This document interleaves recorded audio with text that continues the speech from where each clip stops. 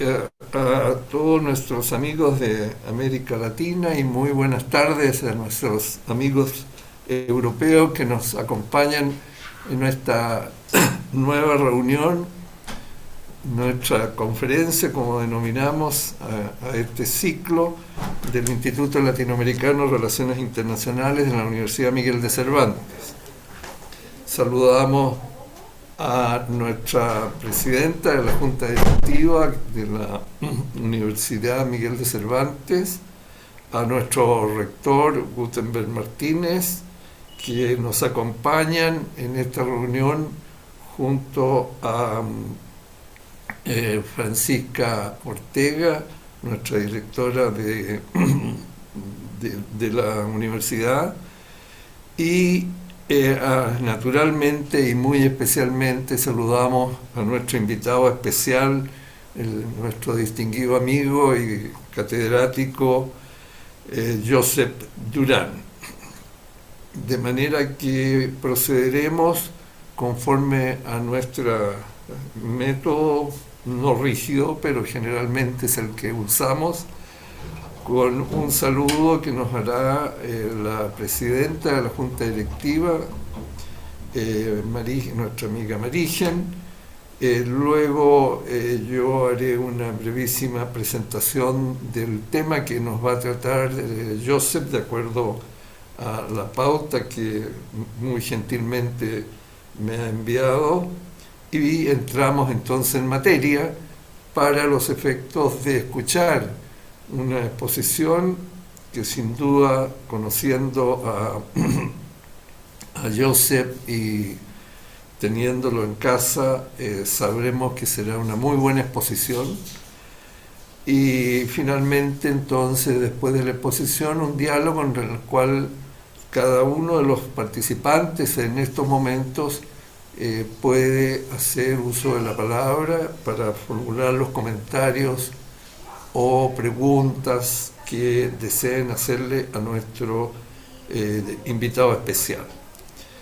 Entonces, en este orden, le cedo la palabra a Marigen, nuestra presidenta de la Junta Directiva, para un saludo a la reunión y en particular a nuestro invitado Josep Durán. Muchas gracias, Patricio. Bueno, muy buenos días a todos ustedes. Agradecer la presencia internacional hoy día que tenemos a propósito de esta nueva actividad, este ciclo que estamos desarrollando, el Instituto Latinoamericano de Relaciones Internacionales, el ILRI, de nuestra Casa de Estudios, que es dirigido con fecundidad por nuestro ex embajador, el señor Patricio Leiva Lavalle. Ahora, en representación de la Junta Directiva de la Universidad Miguel de Cervantes, de su rector, a quien saludo también con mucho afecto, de la comunidad cervantina, nuestra vicerrectora de Comunicaciones y Extensión con el Medio, lo primero que tenemos que hacer es saludar calurosamente y agradecer a Josep Durán, nuestro insigne expositor de hoy día, por darnos esta conferencia denominada Una Nueva Guerra Fría. Josep, muchos de ustedes ya lo conocen largamente, es un amigo de nuestra casa. En primer lugar, agradecer que sea un profesor visitante de nuestra casa de estudios, que haya participado en conferencias, en diversos encuentros, y nos haya permitido publicar excelentes artículos de su autoría. Nos ha acompañado en diversos encuentros, en reflexiones sobre la vigencia del pensamiento humanista cristiano, Osvaldo Padilla Sardiñas, entregando su ponencia sobre diversos temas de tremenda actualidad. También Josep ha contribuido al Instituto Latinoamericano de Relaciones Internacionales, dirigido, como decíamos, por Patricio Leiva, y en el último libro publicado, el Surgimiento de un Mundo Nuevo, presenta su ponencia Consecuencias de la Pandemia, una visión desde España que nos trajo también muchas luces en nuestro quehacer. Nuestro expositor es licenciado en Derecho, diplomado en Comunicaciones Europeas por la Escuela Diplomática del Ministerio de Asuntos Exteriores y Cooperación de Madrid, fue diputado al Parlamento de Cataluña, diputado por las Cortes Generales de España, diputado europeo, además presidente del Consejo de Relaciones Exteriores de las Cortes de España y presidente de la Unión Democrática de Cataluña. un honor tenerte nuevamente con nosotros, Joseph. Podría seguir enumerando elementos de su carrera política y profesional, sin embargo, creo que precisamente en estos tiempos tenemos que destacar algo que se refleja permanentemente de su sello personal, su capacidad de diálogo, su prudencia, pero también su valentía y su audacia para ayudarnos a mirar diferente. Qué importantes son estos atributos en un mundo de tensiones, de desconfianza, de conflicto. Por eso es una gratitud la nuestra y desde luego un honor tenerte nuevamente con nosotros, Joseph. Nos das ánimo y permanentemente nos iluminas. Agradecemos que además desde Madrid, desde España, realice esta conferencia, ya que estamos seguros que nos va a permitir comprender este nuevo mundo que lamentablemente surge por el conflicto armado en Europa del Este, esta guerra entre Rusia y Ucrania. Doctor Durán, el micrófono es todo suyo y nosotros atentos a lo que nos pueda compartir hoy día. Muchas gracias. Muchas gracias, Marigen.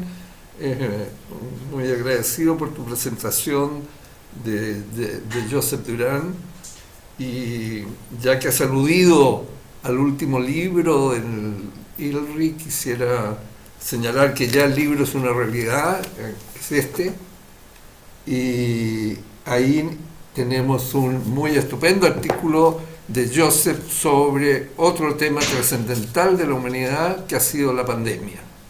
Ahora Joseph nos va a presentar su visión sobre otro tema trascendental para el mundo, que es la guerra de Rusia contra Ucrania. Una guerra que trae, por lo tanto, de nuevo un tema que parecía, sobre todo en Europa, después de 70 años de integración, parecía que ya era un fenómeno muy a la distancia. Rusia ha venido a cambiar datos fundamentales y eso ha sido su invasión y guerra en Ucrania. Una guerra que a su vez no solo afecta a Europa, sino que afecta al mundo entero y ya lo estamos viviendo incluso en América Latina. Nos va a hablar de los orígenes que fundamentan la inexplicable actitud de Putin para la gran mayoría del mundo, sobre la necesidad de una negociación, sobre el papel que han tenido Estados Unidos y China hasta este momento, que no ha estado a la altura de su capacidad de potencia mundial, y sobre la revitalización de la OTAN, que surge como una experiencia que muy posiblemente se dice que Putin no tuvo en cuenta en el momento de definir su invasión a Ucrania. De manera que nos va a tocar temas trascendentales y para ello estamos muy contentos de tener a una persona del nivel de Joseph Durán para que nos dé una visión amplia y profunda de este grave acontecimiento mundial que nos ha venido a alterar o a sumarse a un elemento nuevo en el surgimiento de este mundo nuevo que destacábamos en el ciclo de conferencias del año pasado y que está en el libro que les he mostrado y que ya está en la página web de la universidad, y próximamente hablaremos más sobre ello. De manera que, Joseph, muy agradecido por tu presencia acá con nosotros y nuevos saludos a nuestras autoridades y a todos y cada uno de ustedes que asisten a esta reunión. Por favor, Joseph, adelante. Muy buenas tardes, muchas gracias a los dos, Marigen y Patricio, por las palabras de presentación. Soy yo el que se siente honorado de participar con vosotros, compartir una serie de reflexiones. Lamentablemente, como se recuerda ahora al anunciar que ya existe la publicación y el artículo, que es en definitiva una conferencia sobre la pandemia y una visión de Europa, desgraciadamente decía, en los últimos tiempos solo vengo a hablar de desgracias, porque desgracia fue y sigue siendo la pandemia del COVID y desgracia es y sigue siendo, y no sé hasta qué tiempo, la guerra, la invasión de Ucrania por parte de Rusia. Intentaré seguir un poco los punteos que le remití esta mañana a Patricio cuando me solicitó de qué iba a hablar más o menos, ¿no?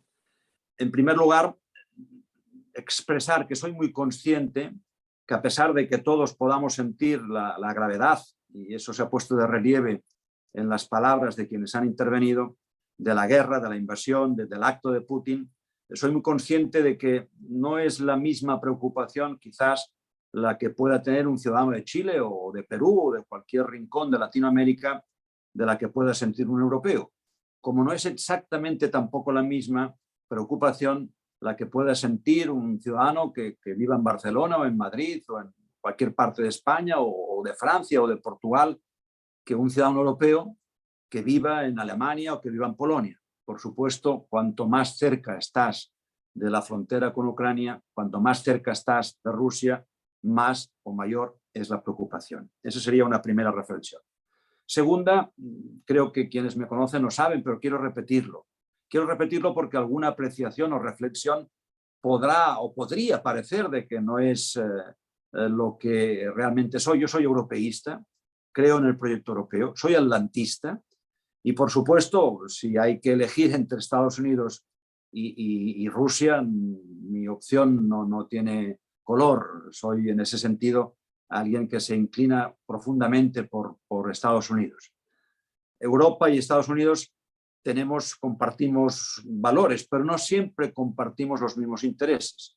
Y por tanto ello permite y obliga, no simplemente permite y obliga, a que aun compartiendo los mismos valores podamos tener opiniones matizadamente distintas o incluso en alguna ocasión radicalmente distinta de la que pueda mantener Estados Unidos. Dicho esto, una segunda reflexión o tercera ya sería, ¿no? ¿Cuál es el origen de la guerra?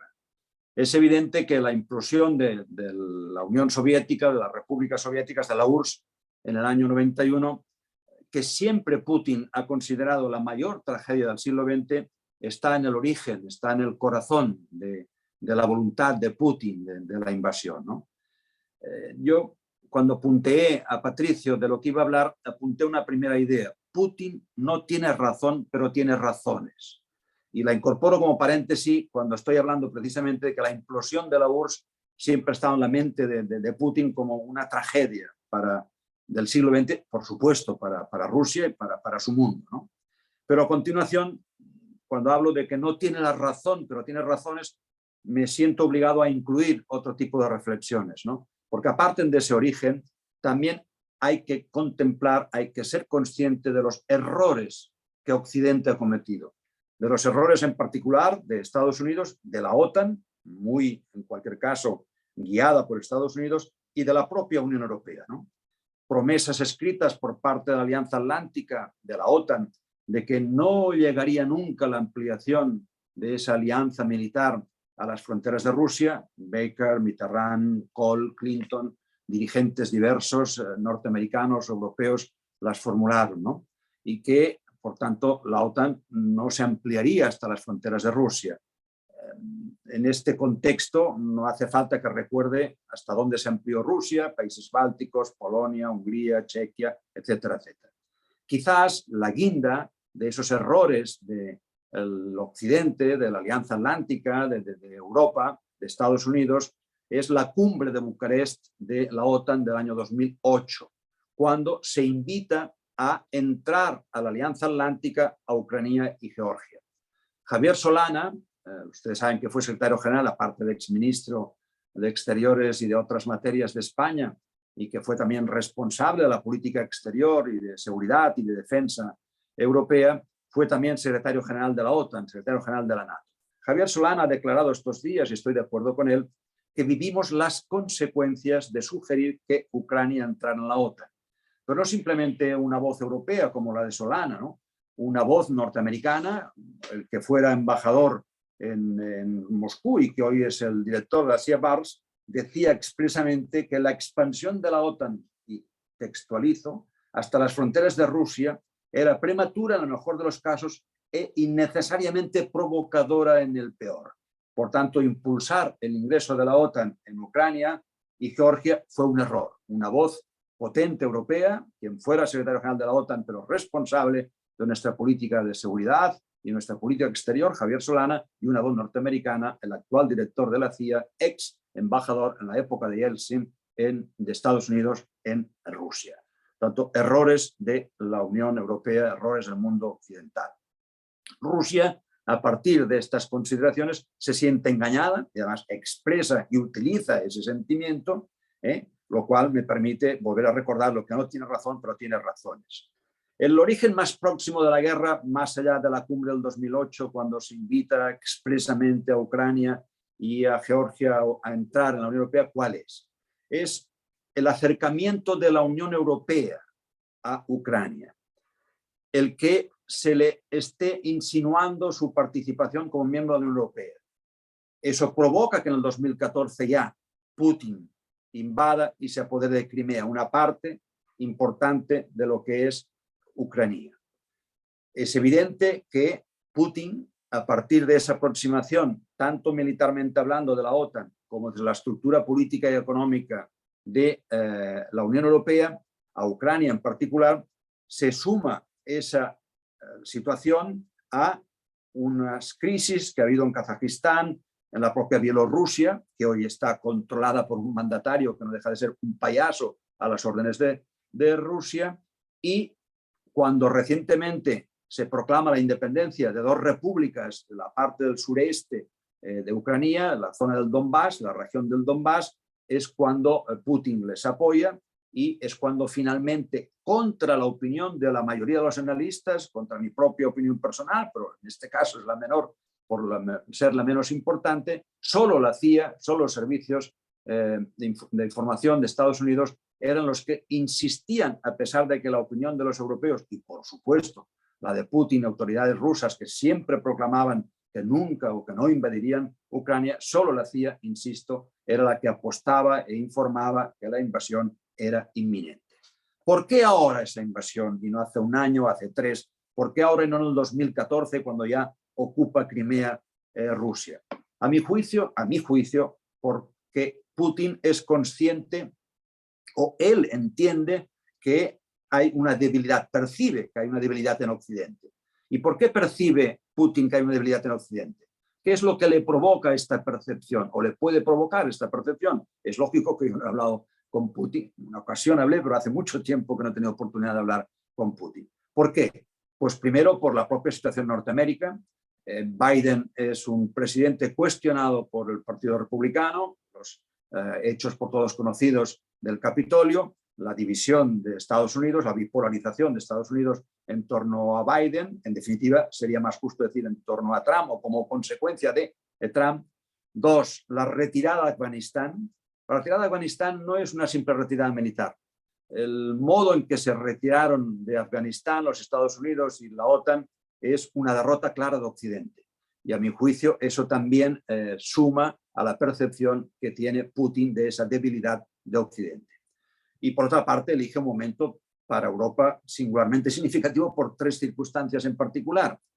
Francia está en elecciones, Macron por tanto está en su campaña electoral, el primer ministro Johnson británico está en sus guateques particulares a lo largo de la pandemia y por tanto tiene una debilidad política en su propio partido y por supuesto en el Parlamento y ante la sociedad británica, y el canciller alemán no es Merkel, es nuevo, no tiene la experiencia suficiente. A mi juicio, por tanto, esos son 3 factores que acabarían por entender el por qué Putin en este momento y no antes hace lo que hace, que es invadir Ucrania.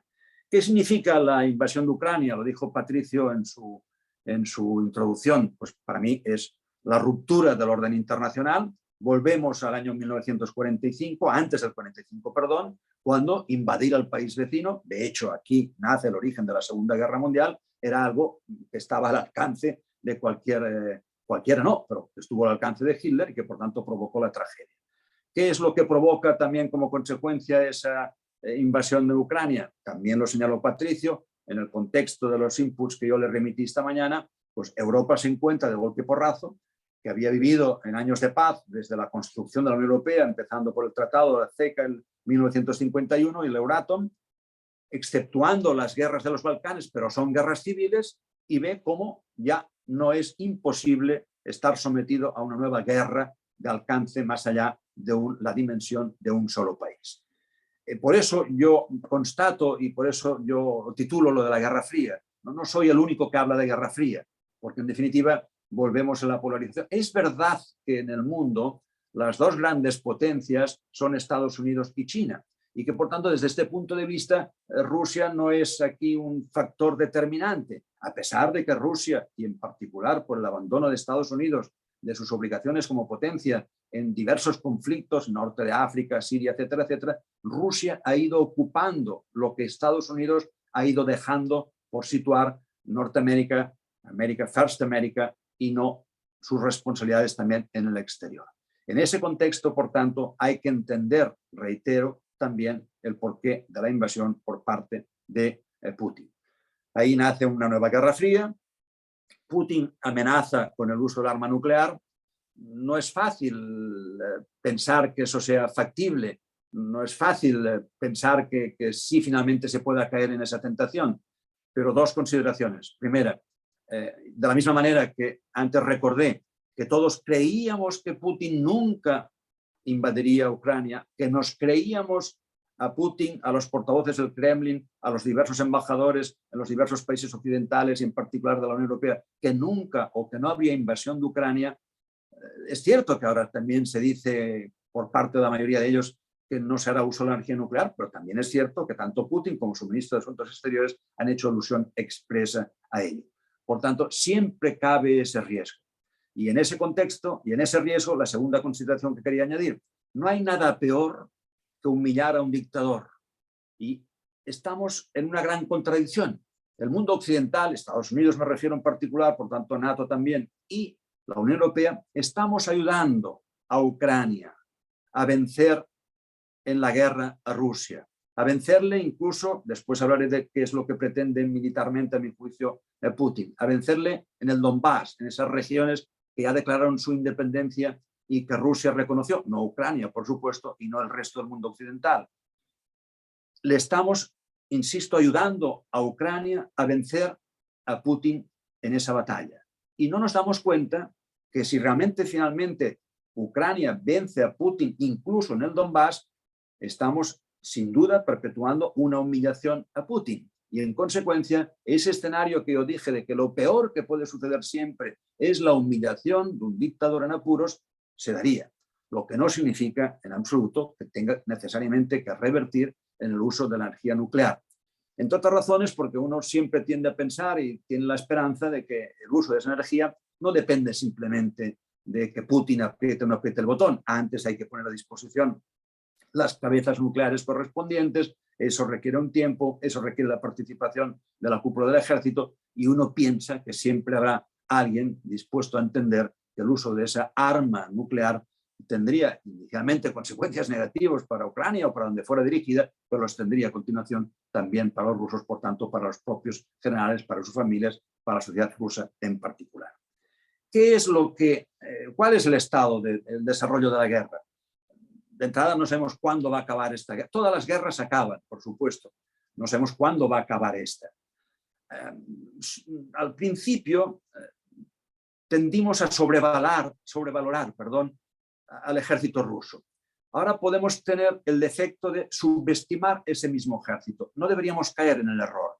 Ni antes de sobrevalorarlo como caímos en el error, y el desarrollo de la guerra ha permitido ver que no había para tanto para sobrevalorar ese ejército ruso, pero tampoco ahora deberíamos caer en la tentación, que sería un terrible error, de subestimar al ejército ruso. ¿Qué es lo que los rusos quieren? ¿Qué es lo que Putin quiere?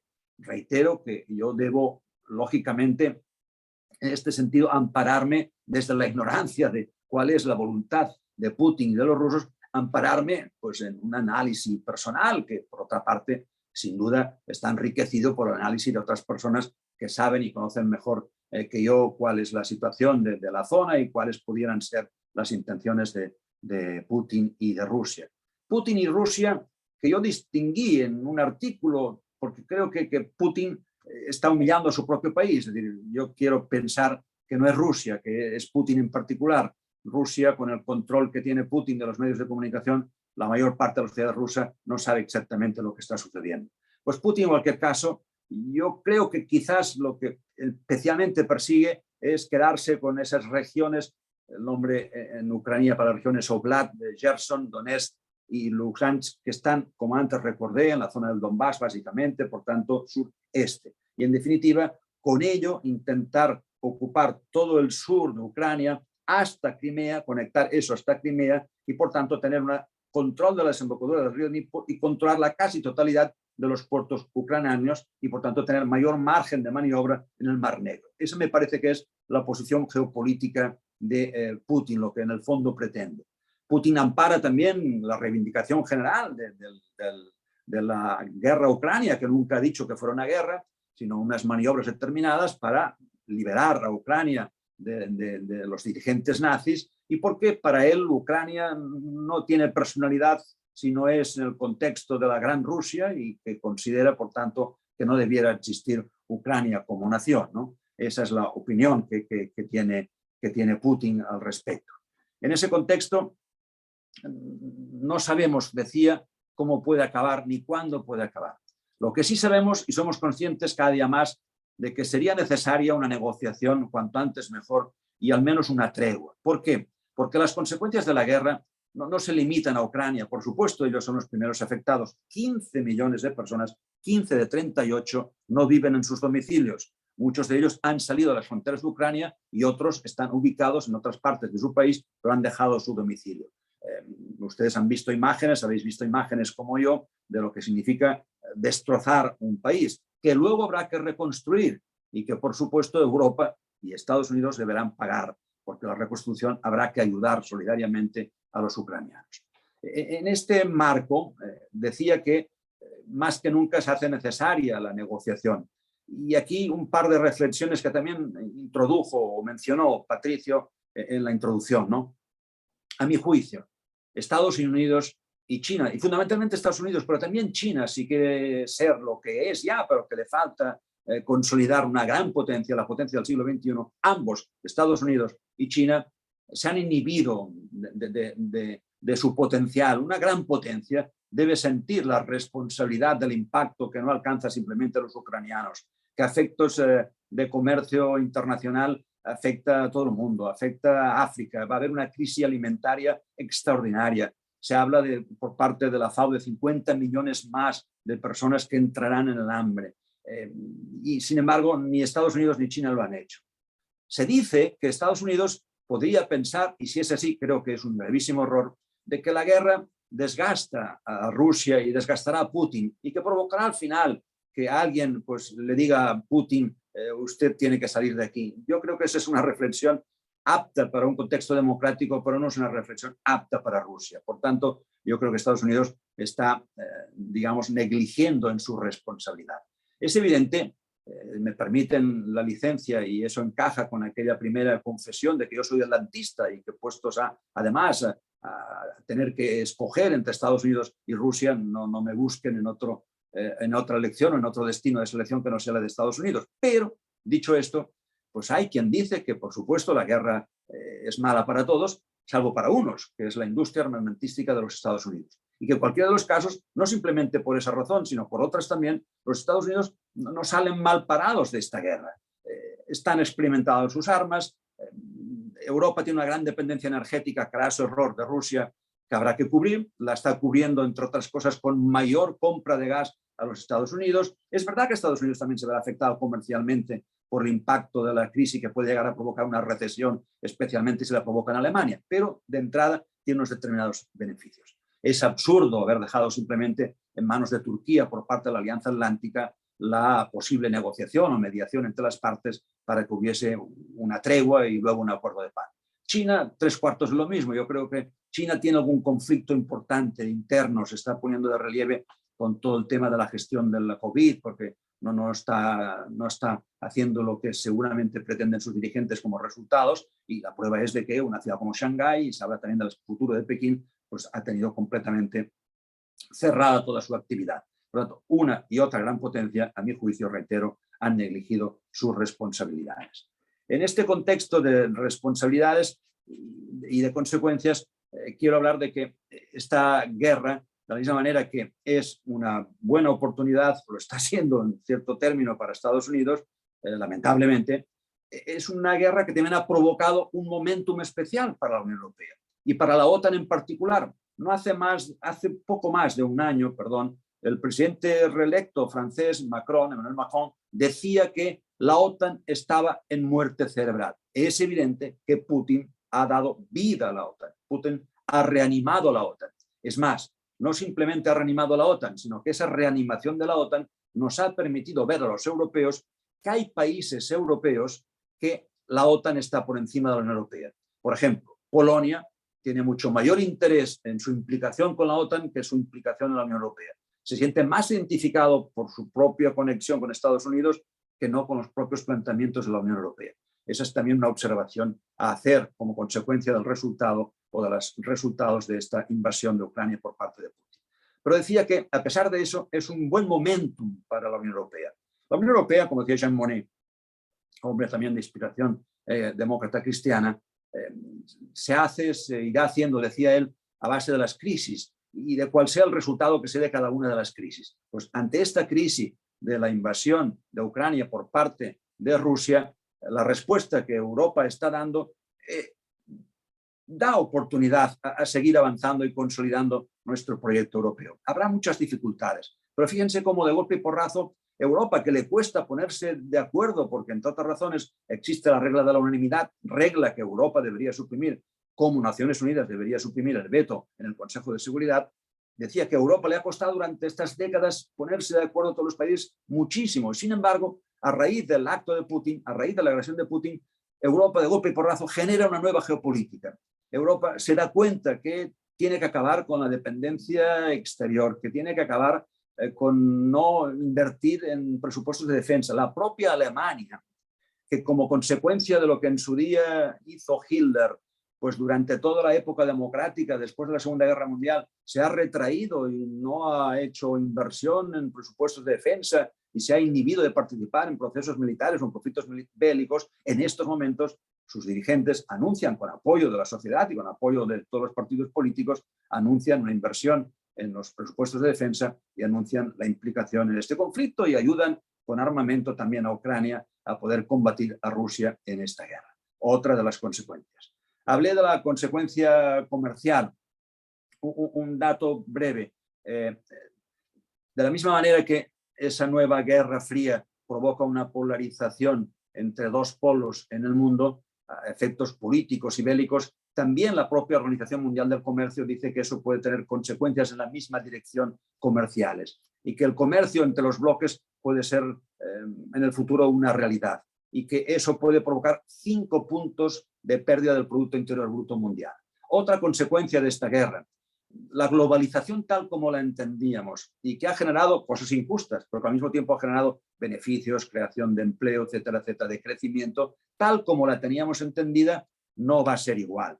No va a ser igual porque en Europa nos hemos dado cuenta que sea por una pandemia o sea por un conflicto político, geopolítico, pues no podemos permitirnos el que nuestras fábricas, las fábricas de automoción en Alemania, tengan que cerrar porque falta un componente que llega de China o de cualquier otro país del este por, reitero, la pandemia o por un suministro energético que como consecuencia de un conflicto geopolítico como es la invasión de una guerra, como es la invasión de Ucrania por parte de Putin, dejan de tener el suministro de energía eléctrica para que funcionen sus industrias. Por tanto, no es tanto por criterios, digamos, nacionalistas, sino por criterios pragmáticos que el mundo va a regirse en el futuro, en ese contexto de globalización, a mi juicio, de manera distinta. No se trata de creer que la globalización se acabó, sí de pensar que la globalización en los términos en la que hemos vivido va a variar sin duda a raíz de lo que está sucediendo en estos momentos como consecuencia de la invasión de la guerra.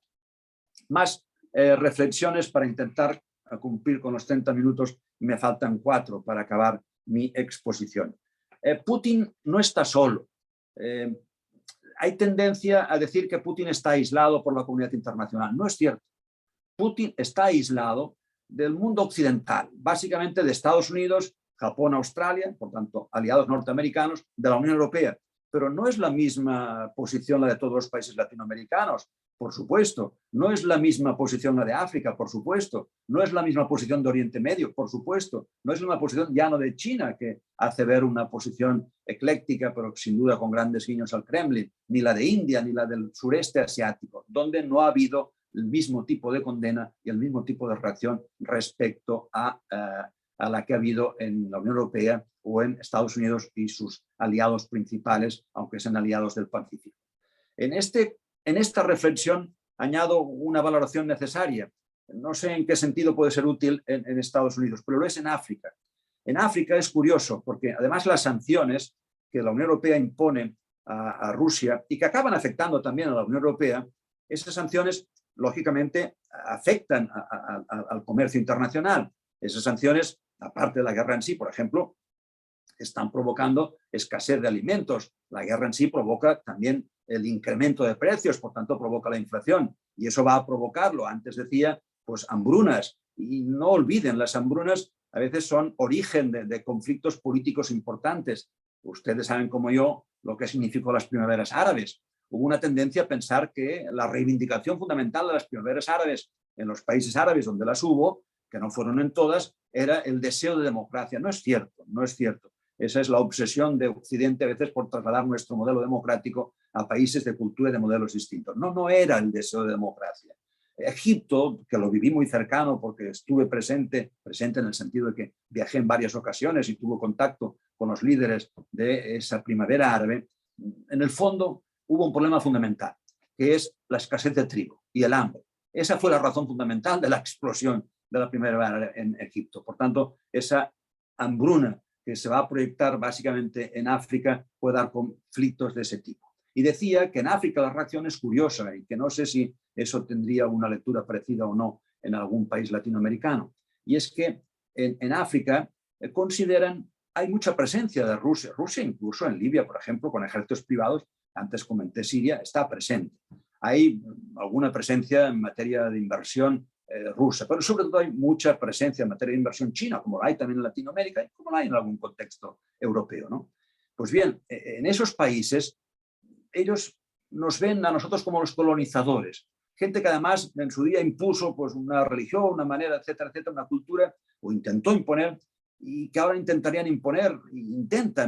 imponer modelos democráticos, mientras que consideran que los rusos y chinos no preguntan. Invierten pero no preguntan, lo que no significa que siempre resulte cómoda esa presencia rusa o china. Invierten pero no preguntan. Y a nosotros nos ven con mucho recelo. Por tanto, esa es otra lección que Europa especialmente debería aprender como consecuencia de esta guerra. Y acabo con una última reflexión. Putin decía no está solo, no está aislado al mundo occidental. Pero incluso en la Unión Europea, es curioso, hay algún país con reacciones muy positivas hacia Putin. Italia, por ejemplo, es uno de ellos. Un amigo, algunos de vosotros conoceréis, Enrico Letta, un ex dirigente demócrata cristiano y secretario general del Partido Demócrata, el principal partido hoy en las encuestas de Italia, junto a Fratelli, ha tenido dificultades de seguridad en su propio domicilio, los ha tenido en la calle, en la palestra pública, ¿no? Como consecuencia de defender las posiciones atlantistas, europeístas, contra Putin y contra la invasión. En Italia, Fratelli, que es un partido de extrema derecha que junto con el Partido Demócrata ocupa el primer lugar en las encuestas, es un partido prorruso. En la Lega de Salvini es otro partido prorruso. El propio Berlusconi, de Forza Italia ha tenido relaciones y tiene dificultades, lógicamente, ha tenido que apartarse públicamente de Putin en un momento dado, pero no tiene reparo tampoco en objetar alguna de las políticas de Draghi, del gobierno italiano, de apoyo respecto a Ucrania. Por tanto, no es solo ese apoyo de países de África o del sudeste asiático, de Oriente Medio, de América Latina a Putin, que me permite afirmar que no está solo, sino que incluso, lamentablemente, en nuestro propio país, una familia ucraniana que acogió una de mis hijas, estuvo en Italia unos días, se fue de Italia porque no eran bien recibidos y se vino a Barcelona. Y aquí, como Barcelona forma parte de España, tampoco hemos sido capaces hoy por hoy de acoger de manera con garantías económicas suficientemente al mundo ucraniano, al pueblo ucraniano, excepto casos, y en este momento se han vuelto a Alemania. Después, cuando esté ya España más capacitada para acogerlos, volverán acá. he cumplido más allá de los 30, lo siento, pero espero que sea más interesante, porque interesantes serán vuestras preguntas o vuestras reflexiones en el coloquio en los 20, 25 minutos, 30, 25, 30 como mucho, porque a las 7 tengo un compromiso en Barcelona, tengo que desplazarme aquí. Muchas gracias por la atención y reitero que es para mí un placer estar con vosotros, con todos ustedes y poder participar con estas reflexiones. Agradecemos mucho la brillante exposición que nos ha hecho nuestro distinguido invitado especial Josep Durán.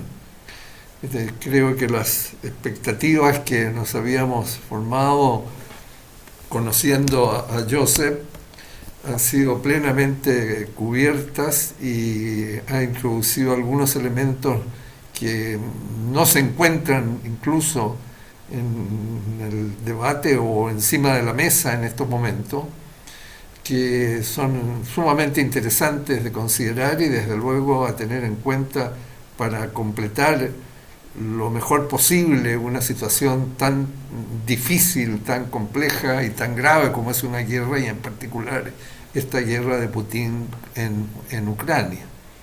De manera que muy agradecido, Josep, ha sido estupenda tu presentación y ahora veremos algunas preguntas que algunos de los asistentes desean formular. Por favor, ¿nos podrías presentar Sí, las preguntas? tenemos muchos saludos para don Josep Durán.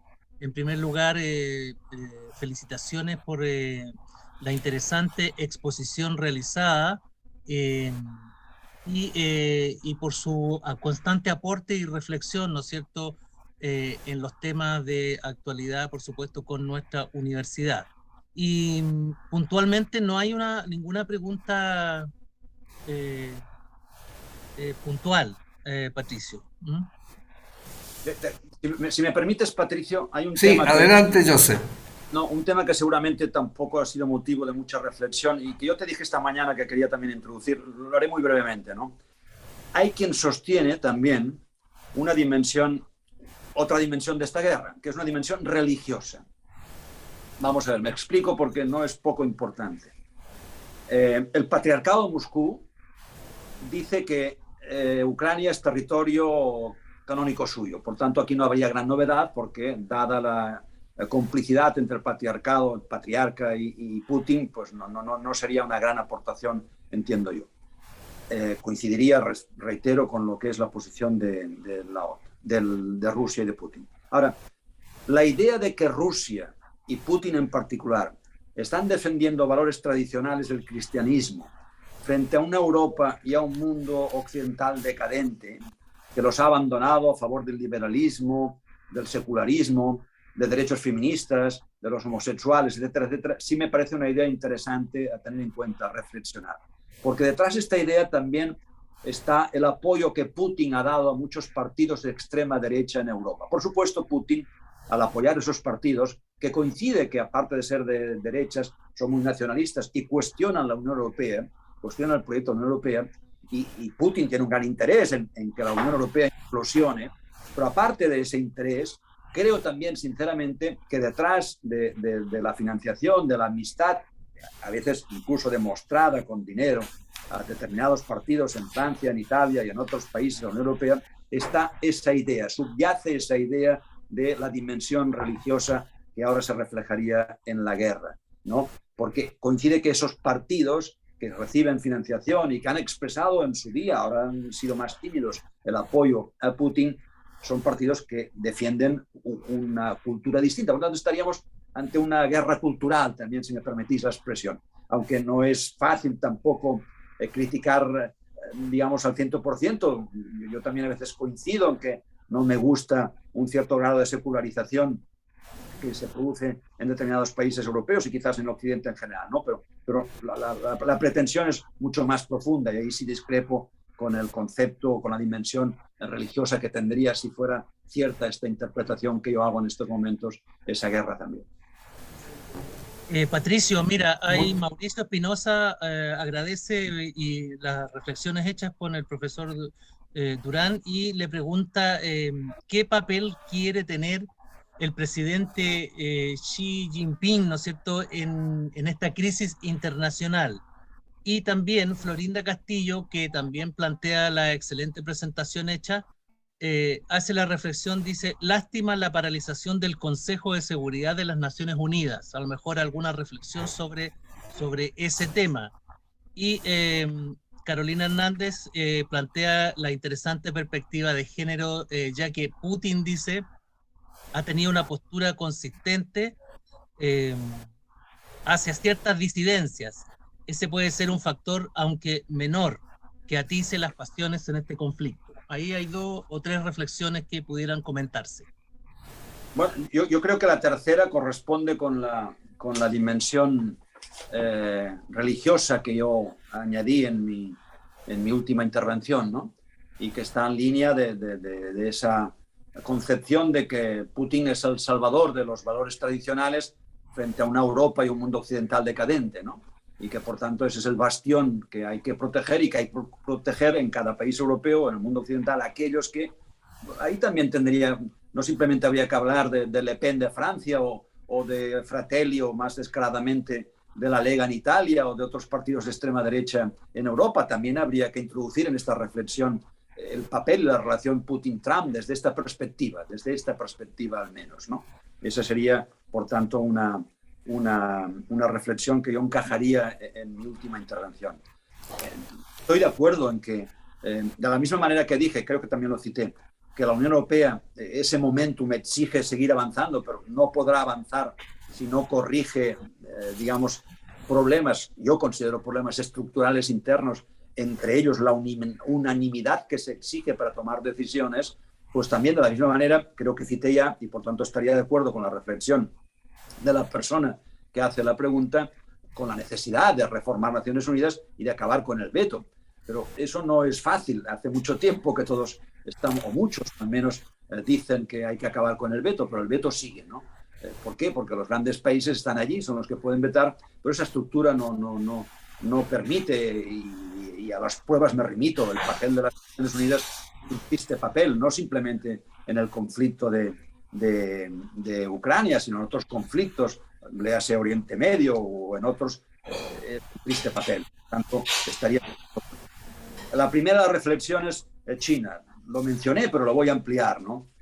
Estoy convencido de que el líder chino sabía que iba a producirse una invasión. Es una suposición perfectamente rebatible. No tengo ningún elemento de juicio respecto a una intuición que, por tanto, por subjetiva, puede ser perfectamente rechazable, ¿no? Recuerden que Putin acude a los Juegos Olímpicos de Invierno a China y que hay un encuentro entre ambos muy solemne. Yo no me puedo creer que dada la relación histórica entre China y Rusia no siempre ha sido cordial, ni mucho menos, ¿eh? Ha habido siempre una competencia. Es más, tienen ahí un interés común por dominar ciertos países de repúblicas asiáticas del centro de Asia, que son intereses muy distintos. Pero dicho esto, yo no me puedo imaginar que esa reunión sin que Putin le explicara. Incluso me atrevo a fabular y decir que Xi le dijera, al menos espera que pasen los Juegos Olímpicos, no me robes el protagonismo de los Juegos Olímpicos, ¿no? Eso es fabulación, ¿eh? Eso ya da para una novela y yo de momento no me he dedicado a escribir novelas, pero no puedo dejar de decirlo porque así lo pienso. O sea, en palabras del propio ministro de Exteriores chino, para China, Rusia es un socio estratégico, pero no un aliado. Entonces, si es socio estratégico, pero no aliado, ¿por qué? Porque la relación comercial que le interesa a China pasa fundamentalmente por la Unión Europea y por Estados Unidos. Rusia con China o China con Rusia tiene 150.000 millones de dólares de comercio. Con Estados Unidos 650.000 y con la Unión Europea 730.000. Por tanto, es evidente que una potencia en desarrollo o desarrollada en buena medida como es China necesita seguir comerciando. El ingreso de China a la Organización Mundial de Comercio, que se hizo y que luego China no ha respetado siempre, ni mucho menos las reglas de la Organización Mundial de Comercio, sin duda ha dado grandes ventajas a China. Pero China necesita continuar comerciando y por tanto tiene muy claro con quién debe continuar comerciando y dónde están sus intereses. Fundamentalmente están en el mundo occidental, le pese o no le pese, están en Estados Unidos y están en la Unión Europea, no están tanto en Rusia. Por eso las palabras del ministro de Exteriores chino hay que entenderlas en este contexto. Rusia es un socio estratégico, no un aliado. Ahora, ¿por qué se ha inhibido China? Yo creo que a China le interesaría que hubiese paz cuanto antes mejor. Le interesaría por una simple razón, porque China, que pretende sobrepasar a Estados Unidos y situarse como primera potencia mundial, le falta tanto a nivel económico, está a punto ahí del Producto Interior Bruto, le falta, por supuesto, a nivel militar, aunque en los últimos tiempos hay un gran avance en la inversión en presupuestos de defensa, pero le falta. Por tanto, China requiere le va bien una cierta tranquilidad, no le va bien este tipo de conflicto. Ahora, me sorprende que no yéndole bien este tipo de conflicto se haya mantenido esa posición de una teórica neutralidad, pero evidentemente con un sesgo pro-Kremlin descarado, inevitable de verlo, ¿no? Entonces, no sé cuál es la razón por la que no ha intentado negociar China. Dije antes, y ustedes lo conocen como yo, de que algo está sucediendo en China que se nos escapa. Yo no acabo de entender qué consecuencias y cuáles son las causas de toda esa cierre de Shanghái o de otras ciudades chinas. Algo ahí sucede que quizás sería o podría permitir explicar el porqué de esa inhibición de China. Pero si China quiere consolidarse como gran potencia, China tiene que saber que como gran potencia pues tiene que la obligación y la responsabilidad, porque le interesa además de intervenir en este proceso de negociación de la paz, pero ni lo ha hecho China ni lo ha hecho Estados Unidos. Tenemos la palabra solicitada por Cristóbal Fernández. Cristóbal, ¿estás habilitado para hacer la pregunta? Muchas gracias, ¿se me oye bien? Perfecto. Sí, perfecto. Muchas gracias, Joseph, por la brillante intervención. Yo quería preguntar, lo siguiente, que actualmente es aceptable pensar que existe cierta ucranización en el debate de los foros multilaterales, desde los más políticos a los más técnicos, inclusive algunos con resultados de suspensión de la participación de Rusia, algunos más evidentes como el Consejo de Derechos Humanos y otros también político-técnicos como pueden ser la OCDE o la Organización Mundial de Turismo. También se han presentado iniciativas en la OASI que tiene que ver con aviación civil, entre varios otros. La pregunta es si crees que este constante veto hacia Rusia está o puede poner en riesgo el funcionamiento del sistema multilateral. Muchas gracias. Y otros más frívolos como Eurovisión. Ustedes no sé si siguen ese festival musical europeo, que no es simplemente europeo ahora, sino que también ha participado, creo que Australia, no sé si Nueva Zelanda, o los dos, o uno de los dos seguro. Tampoco lo sigo yo con tanto interés, ¿no? Lo digo porque ha ganado la canción ucraniana, que les aseguro, yo muy buen oído no tengo, pero mal oído tampoco. Y creo que no soy subjetivo cuando digo que es una canción malísima, pero sin embargo ha ganado el Festival de Eurovisión, sin duda por esa misma tendencia de ucranización, incluso de ámbitos mucho más frívolos que los que mencionaba en su pregunta, ¿no? Bueno, es un poco, para entendernos, la reflexión sobre el impacto de las sanciones, ¿no? Porque en el fondo, cuando estamos hablando de que si no se le permite participar en temas olímpicos, si no se permite participar en temas de organización de aviación, etcétera, etcétera, etcétera, estamos hablando del impacto de las sanciones, ¿no? El impacto de las sanciones tiene su efecto. Alguien a veces piensa que incluso podría llegar a provocar que quienes son los grandes magnates rusos y que se ven afectados por las sanciones económicas pueden influir para que Putin cambie de actitud y para que Putin abandone la guerra y por tanto la invasión de Ucrania. Yo tengo mis dudas. Creo que son necesarias esas sanciones, sinceramente, pero creo que con las sanciones solo no vamos a resolver el conflicto de Ucrania. No lo vamos a resolver. Y por otra parte, esas sanciones, lo dije antes, ¿no? Al final también acaban afectando a la propia Unión Europea. Nosotros estamos discutiendo si dejamos de comprar gas a Europa, porque mientras tanto estamos financiando a la Unión Europea la guerra de Putin, cada día 1.500 millones de dólares o de euros, perdón, no recuerdo en este momento, tampoco hay gran diferencia, si la referencia es en moneda europea o es en moneda norteamericana, ¿no? Estamos financiando la guerra con la compra de gas europeo. Y tanto no nos ponemos de acuerdo en aplicar esa sanción porque la unanimidad a la que antes hice referencia hace que Hungría, que no simplemente tiene dependencia energética de Rusia, sino que la tiene también política, porque el partido del presidente Orbán podría incluirse, no digo efectos de financiación, que lo ignoro, lo desconozco, por tanto no puedo hablar de lo que ignoro y desconozco, pero sí efectos de políticos, incluso de esa reflexión sobre la dimensión religiosa de la guerra. El partido de Orbán, del presidente de Hungría, podría igualmente sumarse a los ya citados de Le Pen y compañía, que por otra parte entre ellos tienen una exquisita relación. Entonces nosotros no avanzamos en dejar de comprar gas a Rusia, y es Rusia la que está cortando el suministro de gas a Europa. Es decir, que las sanciones al final acaban también como un boomerang volviéndose contra nosotros, ¿no? Por tanto, considero que sí, que hay que avanzar en el terreno de las sanciones, pero de ninguna de las maneras hay que depositar solamente la confianza en las sanciones. Negociación. Y cada día que pasa es más difícil la negociación y la tregua. Yo estoy convencido que a la segunda, tercera semana del conflicto, de la guerra, era posible un acuerdo. Era posible un acuerdo, pues seguramente porque algo habrá que ceder cada una de las partes, pues Rusia cediendo todo el territorio, quizás quedándose con un par de esas repúblicas ya declaradas independientes, Ucrania no entrando en la OTAN, que no debe entrar, a mi juicio, pero sí proponiendo su ingreso en la Unión Europea. Permitirme, y luego retomo, que abra un paréntesis muy breve, porque hay un debate muy interesante a raíz de la posible incorporación de Ucrania en la Unión Europea, porque incorporamos a los países del este y esa incorporación que era necesaria no necesariamente fue positiva por la rapidez con la que se hizo.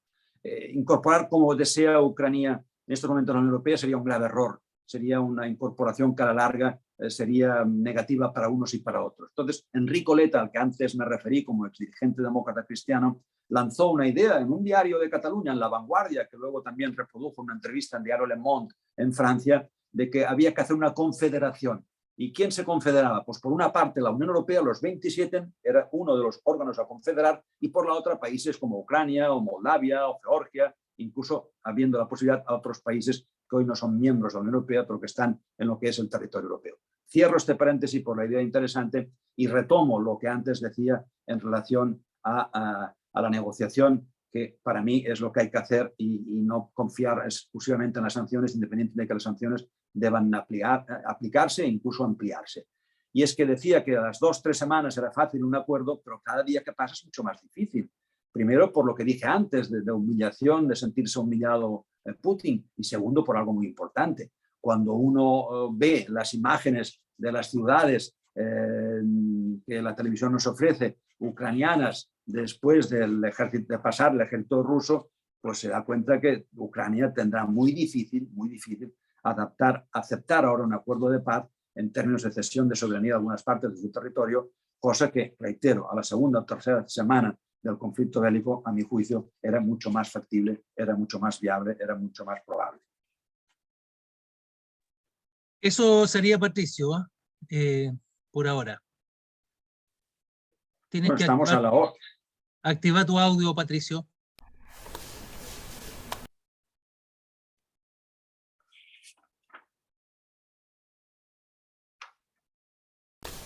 Ya, ahí sí.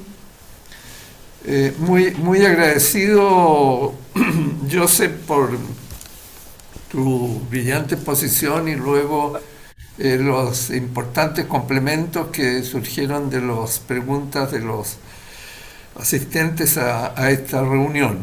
Y respetando tu compromiso, vamos a dejar entonces hasta acá la sesión de hoy, con los agregados que tú quisieras agregar, adicionar a los ya mencionados. Pero un pequeño agregado. Que, como europeo, puedo entender que quizás para quien nos esté escuchando en Latinoamérica no lo viva tan de cerca. Nosotros sí.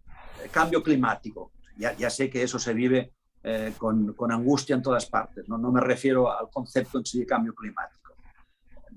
La transición energética, es decir, dejar de emitir menos CO2. Y por tanto los planes que la Unión Europea, el Green, que tiene la Unión Europea establecido y acordado. A consecuencia de la guerra, se va a ralentizar. ¿Por qué? Porque, lógicamente, si Alemania o quienes dependen del gas ruso, que no es simplemente Alemania, pero cito Alemania por ser la principal economía europea, no tienen gas, tendrán que suplir la falta de suministro de gas con otras energías. Y, por tanto, si bien la transición energética nos obliga a olvidarnos del carbón, en España está ya prohibido desde la ley de cambio climático sacar carbón o extraer petróleo, tendrán que acudir a otras energías, entre ellas el carbón y la energía nuclear.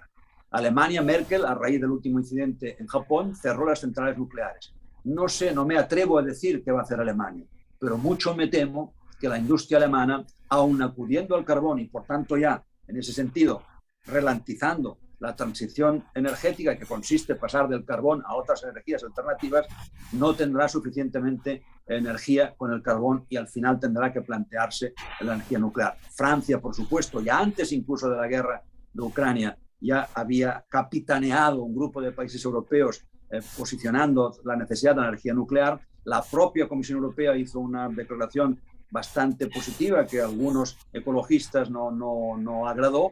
Y por tanto, ahí hay otra consecuencia de la guerra, especialmente en el ámbito europeo. La transición ecológica se va a retrasar. Es necesario repensar esa transición, que además se ha hecho a coste de la industria y que, como consecuencia de lo que antes dije, de que la globalización en los términos que hemos vivido no puede continuar igual y que no por términos nacionalistas, sino por términos de necesidad de garantizar el suministro de nuestras empresas y nuestras industrias, va a haber un proceso de industrialización y ese repensar de la transición ecológica, el resultado deberá ser acomodado también a las necesidades de nuestra industria.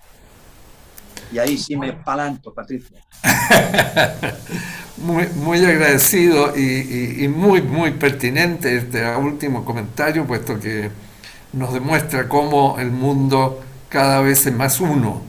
Y lo que ocurra en algún lugar del mundo con mayor o menor influencia repercute en otros lugares del mundo, y en este caso en una situación dramática como es esta necesidad imperiosa de la humanidad de hacer los cambios necesarios para que podamos mantener el planeta vía mejoramiento del deterioro que le hemos infligido a nuestra naturaleza durante tantos años, decenios y casi siglos, y que se traduce en este drama que es el deterioro del clima.